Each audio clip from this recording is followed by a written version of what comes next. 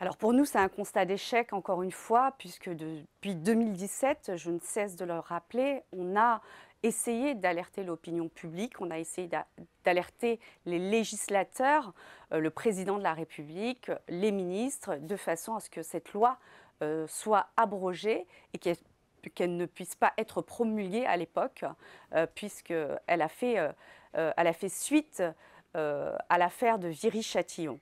Donc vous aviez les syndicats policiers qui ont mis la pression sur nos législateurs pour qu'il y ait une proposition de loi. Cette proposition de loi, c'est l'article L435-1, donc dans son alinéa 4, qui est imprécis et qui donne un permis d'exécuter des jeunes hommes qui refuseraient d'obtempérer. Et c'est bien là le problème et la dangerosité de cette loi. Donc c'est-à-dire qu'aujourd'hui, en France, vous avez un policier qui peut arbitrairement, selon la couleur de peau de la personne, peut tirer sur une voiture qui prend la fuite, soit pas pour un défaut de permis ou dans la majorité des cas, hein, on l'a vu, on a des précédents, c'est souvent pour des défauts de permis.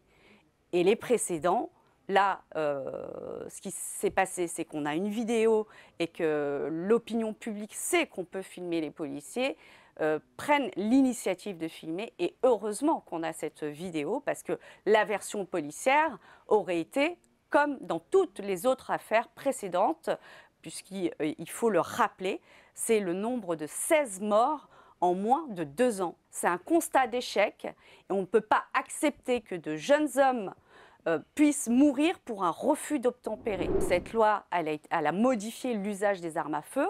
Je le rappelle qu'avant 2017, les policiers n'en bénéficiaient pas. Il y avait un cadre légal qui était la légitime défense. Ça fonctionnait très bien quand on avait ce genre d'affaires.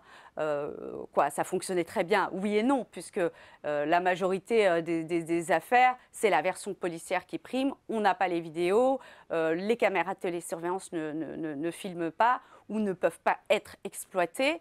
Les conséquences aujourd'hui, c'est qu'il y a un sentiment de toute puissance, alors que même que les gendarmes en bénéficient depuis 1903, on note une nette augmentation depuis 2017 et notamment depuis 2022. Et on est à 16 morts à la suite de refus d'obtempérer. Donc quand M. Darmanin s'exprime et dit qu'il n'y a pas eu une hausse de victimes à la suite de refus d'obtempérer, c'est totalement faux.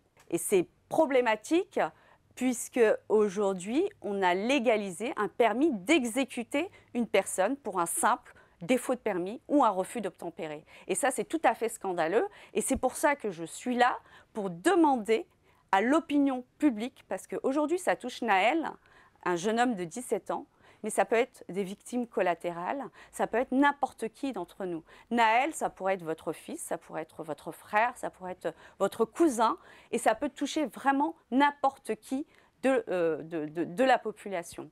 Donc, il est important de se mobiliser pour demander l'abrogation de cette loi ou que cette loi soit révisée dans son alinéa 4 précisément, qui reste un texte flou et on doit demander à nos parlementaires, à nos législateurs de modifier cette loi, de la supprimer ou de la réviser. Mais en tous les cas, on ne peut plus accepter que de jeunes hommes, juste pour un défaut de permis, pour un refus d'obtempérer, trouvent la peine de mort. Alors dans l'affaire de Naël, cette vidéo, elle est extrêmement importante pour nous parce que depuis des années, on appelle à ce que les gens filment la police. Aujourd'hui, c'est le cas. Aujourd'hui, on a un début de vérité parce que dans les précédentes affaires, malheureusement, ce sont des témoignages ou des vidéos partielles que nous avons. Donc d'où la vigilance et de continuer à filmer à chaque fois que vous assistez à une interpellation policière.